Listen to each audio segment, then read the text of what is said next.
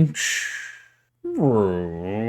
vroom, vroom, vroom, vroom. Honk, honk. Get in, losers. We're going struggling. Vroom, vroom, vroom, vroom. Hello, friends, and welcome to another ride in the Struggle Bus, where every wheel is an empty triangle.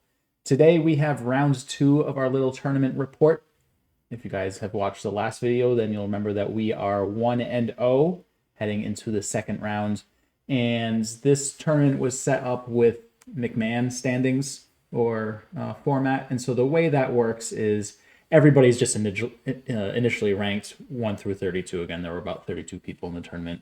And it goes by rank. And everybody's assigned a certain number of points based on where in that ranking they are. This is done so that you don't have to play a few rounds to start filtering out the strong players from the weaker players. Also, it makes it so there's no like huge mismatches. If you were just doing pure Swiss, then it's possible that the 5-down player who showed up is playing against a 15k in the first round, and that just doesn't make sense. And then so you would then get paired to the person closest to you, points wise, and you play. And if you win, I believe you get a point, and if you lose a point. So you don't necessarily play against the people who have the same record as you. You're playing against people who are about your rank, and if you win games, you're going to be moving up, so you're potentially going to be playing people who are higher ranked than you that lost previous rounds, or vice versa. Anyway, so we played a 1K in the first round. Second round, we were playing against another 1K, this time against Eric, who is somebody I've played multiple times online, and I've met in person before, but I've never gotten to play him in person, but I've played him in the league that I play in, as well as other games, so I'm pretty familiar with his play style. Eric is a strong player. He's a fairly strong 1K AGA player, but for whatever reason, I tend to do fairly well against him. I think I might just play his anti-style. I'm not quite sure. He tends to Tanuki all over the place during Fuseki, and so I just try to stay solid against him. That's kind of the plan going in. I was white this game, so especially as white, he's going to be jumping around a lot, and I kind of just have to make sure that I play solidly and then find opportunities to go after potential weaknesses that are left behind. Anyway, that's the plan going into this game. Let's see if we can actually put that into action. Okay, so here we are in the game, and again, I am white. When I'm white, I almost always play with a 4-4 and a 3-4 facing. Eric chose to do the same, and then he did the 2-space high extension. I chose to approach his 4-4 at this point in time for a couple reasons. I understand that it's larger to extend and close our 3-4 corner, but my preference is to play a 2-space high extension, and that would just be symmetric to what Eric's doing. And I don't like symmetry in my games, and so that was one reason I decided against that. But also, I'm not the greatest at invasions, especially against big frameworks. So I tend to nip them in the bud when they start forming. So that's why I decided to play here. Very unsurprisingly, Eric ignored this and played his Tanuki. This is very much his style, as I mentioned in the intro. And so he did a low approach. I just decided to Kosumi. Again, I wanted to stay strong. And he yet again Tanukis. Again, this is very much his style. I decided to follow up on my extension on the left and decided to press down on his stone, wondering if he was going to respond to this or not. He did choose respond, so he pushed, I pushed, he jumped, I pushed again, and he pushes. This is a shape that showed up in the first game. This is a very common exchange between 3rd and 4th limestones. So after I got my strength over here, I got my influence. Again, I prefer an influential play style, so I'm fully on board with this. I then decided to come back and finish up this top right corner. So I did the attachment variation. He haned, I haned, and then he double haned, which is fine. We just connected, and then, this may surprise you, he tanuki'd. Again, this is his play style. But this one, I felt like there was a weakness that was left up top, and I decided I'm obviously okay with getting double approached here. That would be fine. And I thought that we weren't quite done here, so I decided to take this Atari. I could have taken this Atari and looked at doing this, but I'm not sure we really want more in the corner. because this gives black some good strength in the outside, and black could do something like this. So I decided to take this. This is a little more forceful. It captures the outside stone, and again, I just mentioned I prefer having influence, and in this way is going to give us more influence because Eric can't sacrifice this stone, so he needs to connect. And then if we play here, I thought that if he connected and we connected, this would be a really bad spot for him to be in.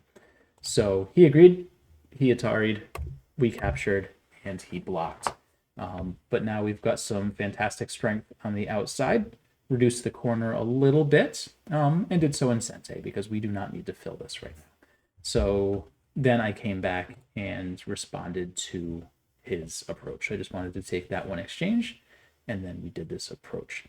So here, Eric decided to approach from my 2 stones from this side, and I needed his response to this, and I did so with a 1 space extension.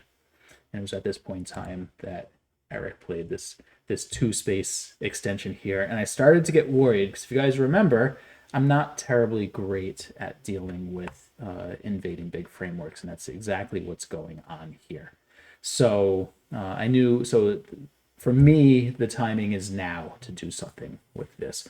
When you guys are considering invasions, one of the things that I teach students that I help out with is if your opponent plays 1 more stone, or I guess if you can't invade an area, if your opponent plays 1 more stone, then now is the time to invade.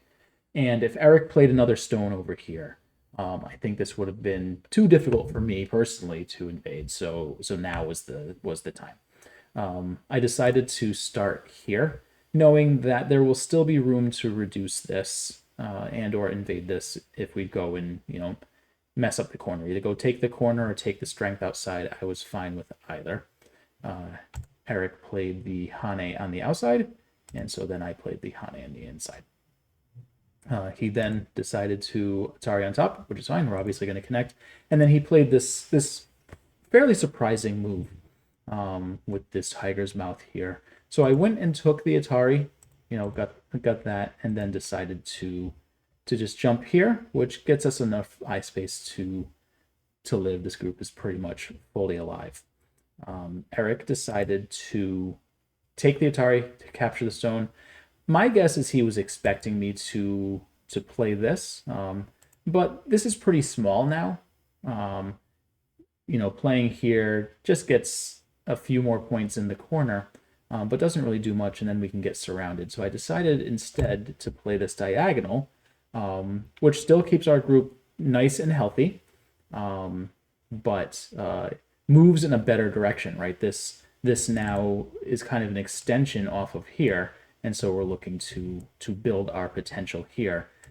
As we start transitioning into middle game from Fuseki, it's important that we really focus on strength of groups and potential areas. We're not going for points yet. We want to build our potential, and so this move was to help build the potential on the right side. So Eric decided to play this small knight's move it's pretty obvious what this move does, right? It looks to build this potential while going in and going after this potential. So this move makes a lot of sense. I considered following it up with something like this, but I didn't want Eric to get these forcing moves to make this even stronger. So I decided to leave this for now. We could come back later because at any point in time I can play something like S2 or Q9. So we've got Mii here. Again, when I'm talking about building potential but not going for points, it's exactly what we're doing here. There is potential here. Eric's looking to do the same thing, so he plays this, which reduces the potential. So we tried. We're like, okay, this could potentially be points, and Eric said, no, I don't want it to be points, and so that's fine. I generally don't invest more in trying to get points. It's a little too early for that. And so there's one more big area of potential on this board, and that is on this top side. And so I decided at this point in time that I wanted to reduce what this group could do.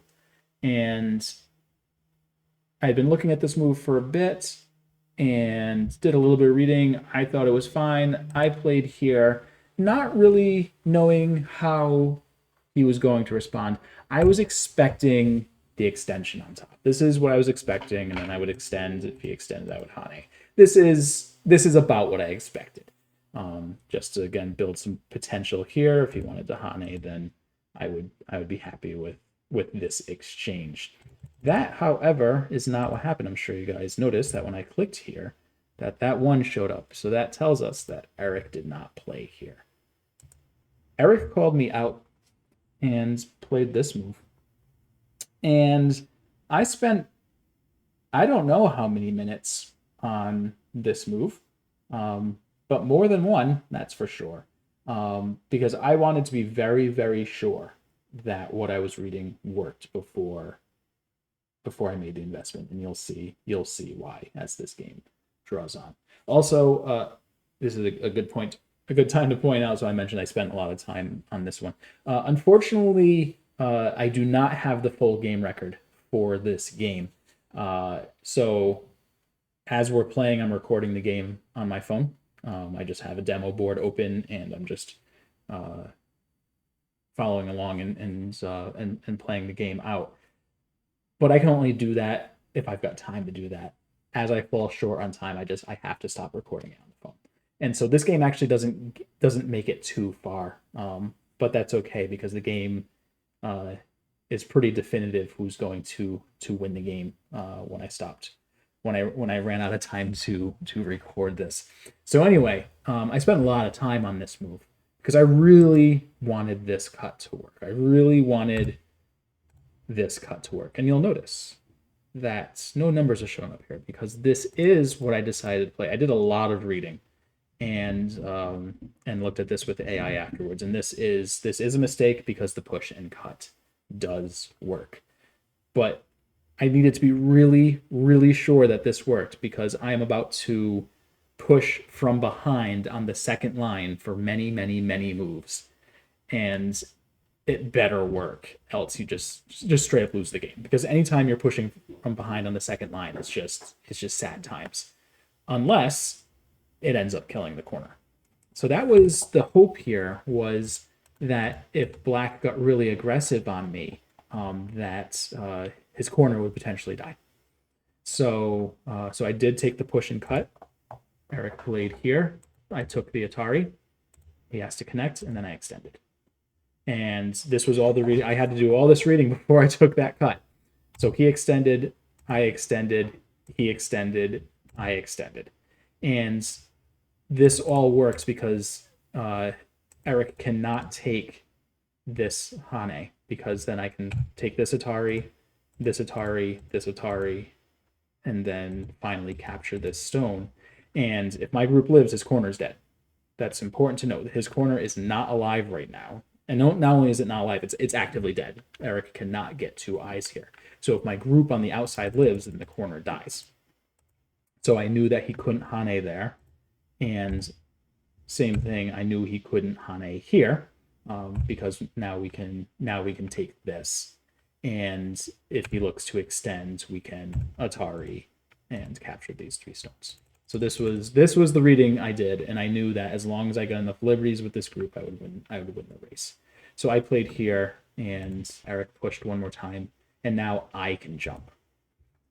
Because I've got enough liberties here, I can get ahead.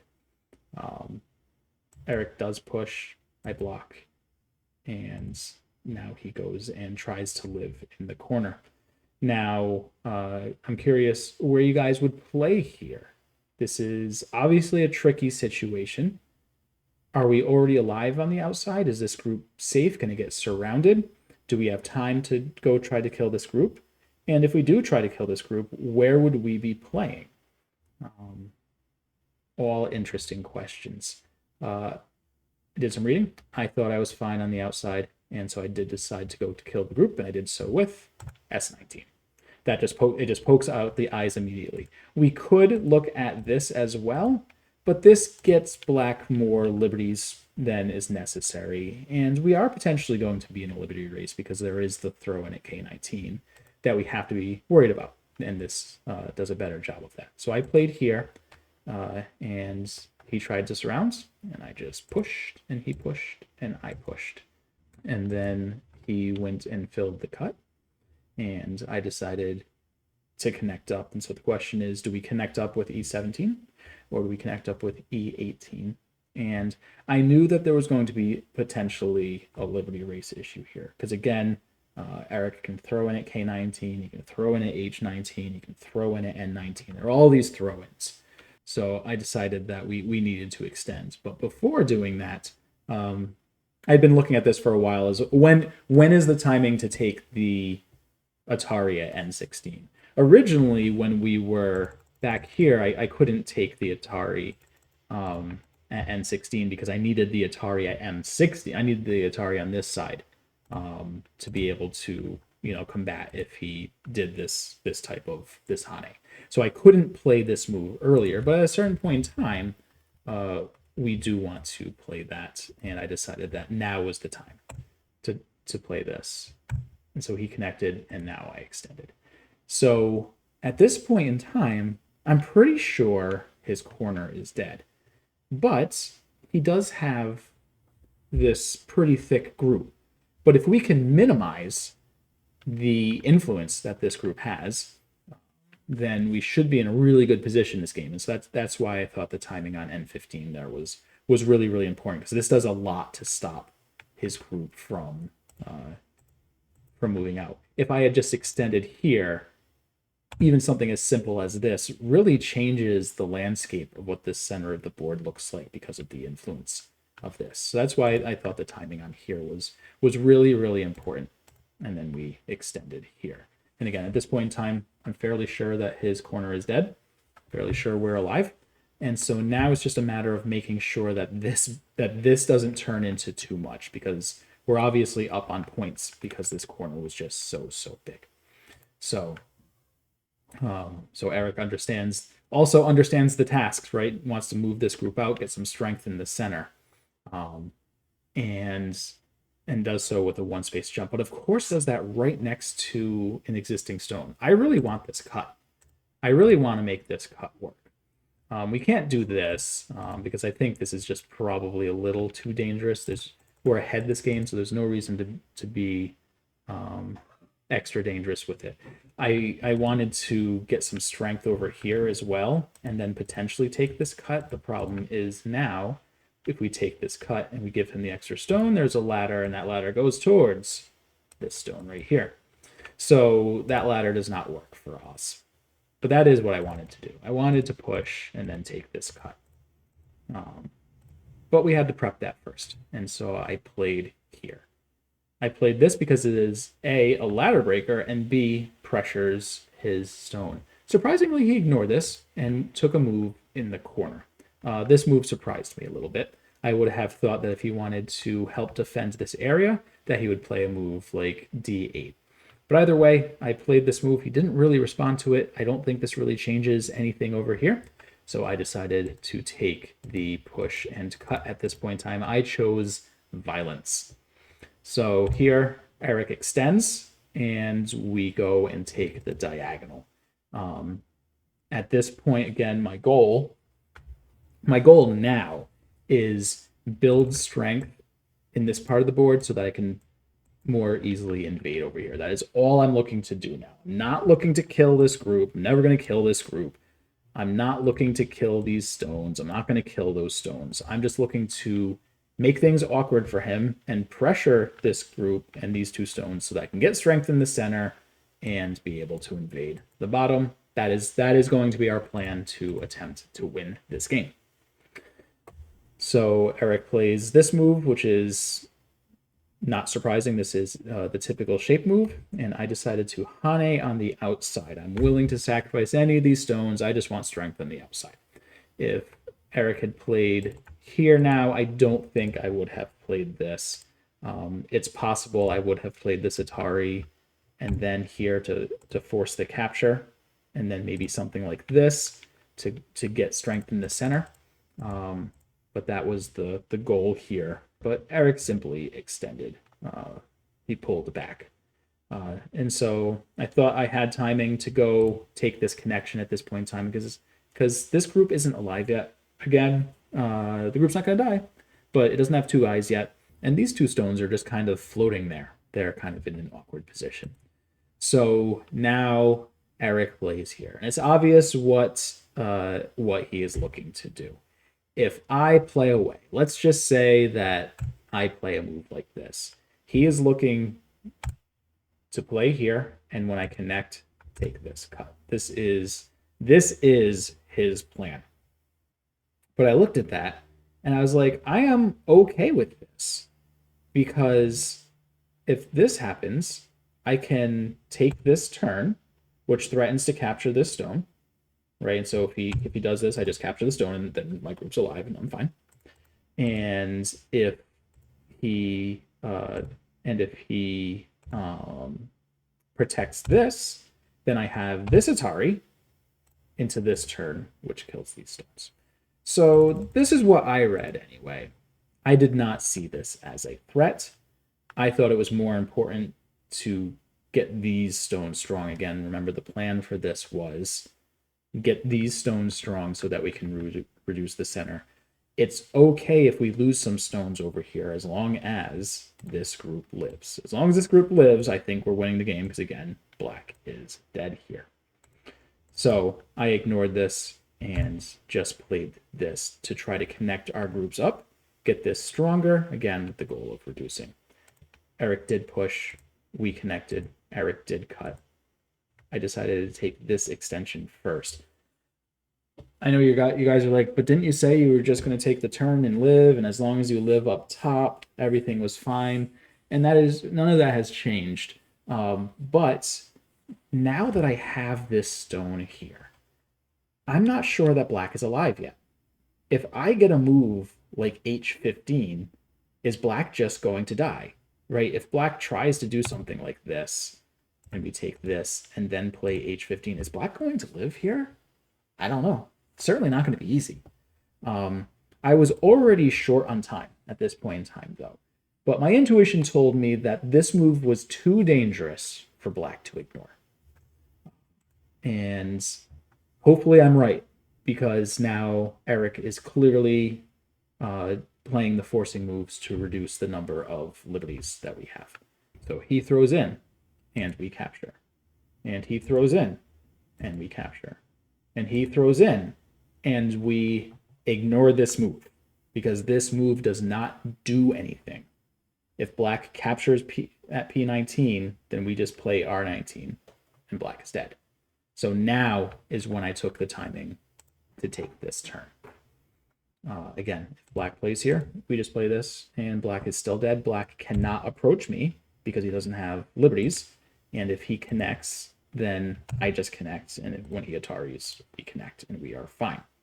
So I took the turn, and he connected here. I took the Atari, he extended, and I took the turn. So now these stones are pretty much dead, which means my group's alive, which means his group's back to being dead. I'm pretty sure. So so now he comes and fixes this. So that's another thing. If I take this push, if I take the push, then these 4 stones die, right? If he, I don't know, let's just say he plays something over here. If I take this, these 4 stones die. And again, black isn't quite alive yet. So so black played here. And again, this is when I was really starting getting short on time. I probably had like a minute left. And again, the format was Fisher time, so you get 10 seconds every move, but that's really not a lot. And so I was low on time. I was pretty sure I was just winning, so I was like, you want to know what? I want to make sure that I don't die over here, and I just played this. Just remove a liberty from this, give him Sente, it's fine. We are in control of this game. So he goes and wedges. We play the only move that we can really play is this. And then he connects, and then I decide to protect. We've got 2 cuts. I decide to protect this cut, and he decides to cut immediately. So here, what are we going to do?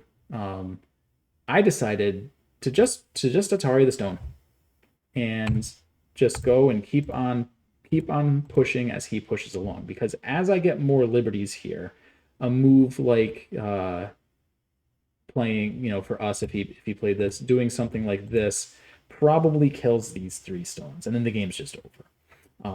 And these stones are also in fairly okay shape.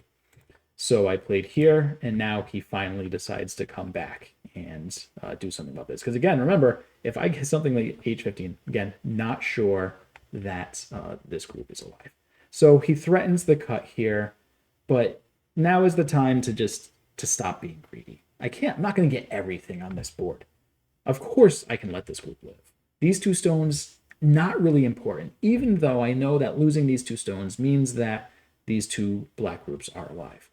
I thought it was more important to ensure that this group was okay. So I decided to take the Hane at the head of 3, which threatens to kill these 3 stones, which means that our groups are also alive. So I was willing to offer the trade, and Eric took the trade. So he cut off the 2 stones, ensuring that his groups were alive. I captured these 3 stones, ensuring that our group was alive. So my plan was successful here. We now have an insanely strong group because it's already alive. So we've got a castle in the middle of the board that we are now going to be able to invade off of, which is all I wanted. Also, these 2 stones were still in trouble. So he needs to be careful about that. So he Haned, or he pushed, I Haned, and then he Haned. We can't play this because things just fall apart terribly there. So we had to extend. I was expecting him to extend, but he's got a cut that he needs to take care of. So he went and played this, which is perfectly fine. So at this point, I had to figure out, there's 2 big areas of potential. It's obviously this area, and then we've also got the right side. And so I decided now was the time to go and play this move to try to firm up the right side. He decided to push again. I wasn't comfortable with the Hane here just because of the abundance of cuts. If he plays here, I don't know if I've got a good answer for this move. Because now if he plays 014, it's a double Atari. So I couldn't play this Hane, so I just decided to extend, and black chose to jump in. It's fine. I decided to kick to firm this up, and he pulled back. It was at this point in time that I decided I think it is time to reduce this area. I'm not going to invade this area. I'm just going to reduce it. We have to we have to respect black's strength in this side. Though these 2 stones not terribly strong. But an easy way to lose this game would be to play something like this, have black play a move like this, and have this stone die. I was not cool with that. So I played a much more tame move and decided to just go with a reduction. Eric attached to my stone, and I decided to play the Hane. Because might as well make it tricky, right? We still want to get as much in here as possible. And this is it's a tough move to answer. If Eric plays this, then we're able to get this Atari into this Atari, or we can do it the other way. If Eric pulls back here, we can play a move like this, and it keeps on going, and it's tough to handle, especially since I'm also looking at taking P9 to potentially cut this group off. So if black tries the ladder, I can I can take these forcing moves and see if I can turn this ladder back on. So it's tough. This is a tough move to answer. He did take the cross cut, and so I took the Atari, and then I connect. And so we've successfully reduced this, and now there's threat of us pushing through at h5 to kill this stone.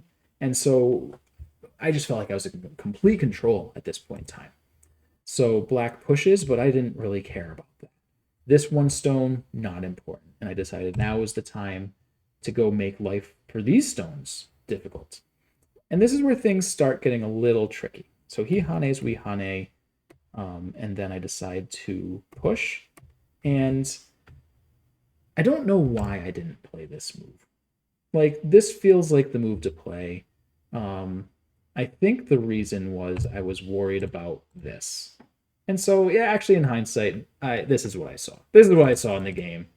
I was worried about that. So I just decided to connect and threaten the cut and threaten the cuts here. So black cuts here, and I take this cut. At this point in time, I am looking to kill these stones. I guess the murder hobo, the greediness is coming back out. And so he's looking to live. and does this, and now starts this ko. And I think I made things trickier here than I needed to. I don't think there was any reason to get involved with this at all. So I kind of had some remorse with this looking back. But anyway, I went to play this because now that this is here, there's a double Atari. Of course, now we've got a locally dead shape. And that's frustrating. Like, I can't believe we're now in Ko for life potentially, except for the fact that black doesn't have a lot of liberties and we do. So I think we're still okay, but still, this is frustrating. So now we're in a Ko. I normally love Kos. I did not love this Ko. So black played here. I took this. He recaptured. I played here, which threatens to kill these 3 stones. He blocks. We retake the Ko. He played here, which threatens life, but you want to know what? He can live, and I'm fine with that. So go ahead, live. We're done here. So my group is alive. His group is alive. But now I get Sente. And we're still way ahead this game. So that is fine. So I took the time now to cut off his stone. And then from here on out, it's mostly straightforward, right? I'm attacking this stone, and then he plays here, and then plays this. And I play a really bad move here. I play, admittedly, just a terrible move here. Fortunately, it doesn't matter. But if we're going to respond locally, what's the answer, guys? You know the answer. You know what the answer is here. It's B19. This is the answer. There's nothing black can do now. If black plays here, then we go this way. I mean, black's going to die anyway, but there's no reason to play this and have yet another Ko. Why? Why did we do this? Time pressure. That's why we did this. But anyway, so we start the Ko, and this is where the recording of the game stops. We do this Ko for a little bit. I do end up winning the Ko, which kills the top left group. This group dies, and white is just in a commanding lead this game. I do make a very gross mistake later. I forget the details on it. These stones somehow end up dying. He finds a way to cut this group off, which was just truly amazing. But even with that loss, we ended up winning by about 28 points in this game. It was a pretty decisive victory, and it really did start once we played here and Eric responded here. This is where things really went uphill for us, downhill for him. Once we killed that corner, it was just too much. Like, yes, I mentioned that black gets some pretty good influence here, but once we take this, like, truly the influence is not that good. And this corner is just so huge. It's so huge. White has so many points on this board, and Comey, and black just doesn't have anything to speak from it. So we were just in control this game, which felt great. It truly felt great. So we are 2-0 now, having beaten 2 1K players. That felt good. And I knew at this point that if I kept on winning, that I was eventually going to be playing some Don players. But that was one of my goals going into this tournament, was win my early rounds, play well enough that I can play some really strong players. So we'll see if we can continue that run and get there.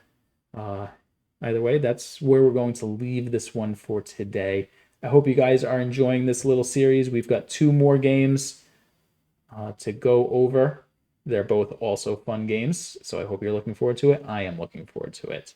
Anyway, as per always, thanks for coming out for another ride in the Struggle Bus where every wheel is an empty triangle. Have a good one, guys.